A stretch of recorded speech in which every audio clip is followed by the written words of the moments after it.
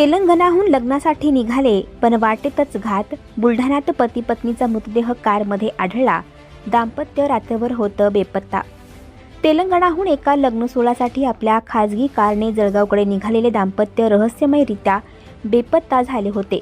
मात्र बुलढाणा जिल्ह्यातील राष्ट्रीय महामार्गालगतच्या एका विहिरीत त्यांची कार आढळून आल्यानंतर मोठी खळबळ उडाली. क्रेनच्या साहाय्याने ही कार विहिरीतून बाहेर काढली असता त्यामध्ये पती पत्नी दोघांचे मृतदेह आढळून आले आहेत. या घटनेमुळे परिसरात भीतीचे वातावरण निर्माण झाले असून अपघाताची शक्यता असली तरी घातपाताचा संशयही व्यक्त होत आहे. जळगाव जिल्ह्यातील पद्मसिंह दामू पाटील हे तेलंगणा राज्यातील सीतापुरम येथील एका खाजगी सिमेंट कंपनीत कार्यरत होते.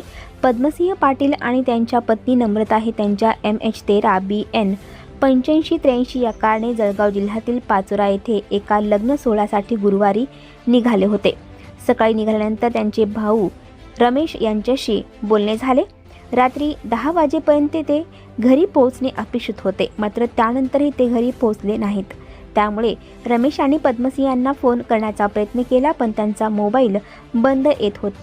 त्यानंतर त्यांनी नम्रता यांना फोन केला, मात्र त्यांचाही फोन बंद येत होता. अखेर त्यांनी पोलिसांकडे धाव घेऊन ते बेपत्ता झाल्याची तक्रार दाखल केली. त्यानंतर पोलिसांनी त्यांचा शोध सुरू केला, तेव्हा बेपत्ता दाम्पत्याचे शेवटचे लोकेशन बुलढाणा जिल्ह्यातील खामगाव ते मलकापूर दरम्यान महामार्गावर असणाऱ्या वडनेर गावालगत आढळले. यानंतर पोलिसांचे पथक तात्काळ शोधासाठी रवाना झाले.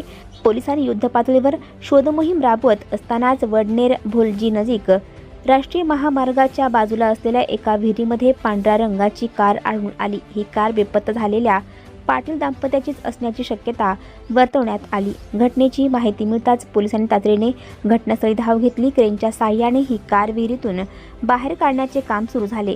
कार बाहेर काढल्यानंतर आतमध्ये पद्मसिंह पाटील आणि नम्रता या दोघांचे मृतदेह आढळल्याने सर्वांना मोठा धक्का बसला.